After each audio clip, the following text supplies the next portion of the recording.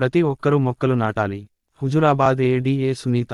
ప్రతి ఒక్కరూ తమ వంతుగా మొక్కలు నాటాలని హుజురాబాద్ ఏడీఏ సునీత అన్నారు.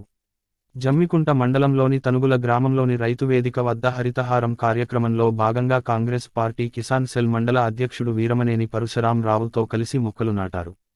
అనంతరం పరశురాం రావు మాట్లాడుతూ రైతులకు 2 లక్షల రూపాయలు లోపు రుణమాఫీ చేస్తున్న ఘనత కాంగ్రెస్ పార్టీకే దక్కుతుందని, రైతు భరోసా కూడా త్వరలోనే రైతులకు అందుతుందని అన్నారు.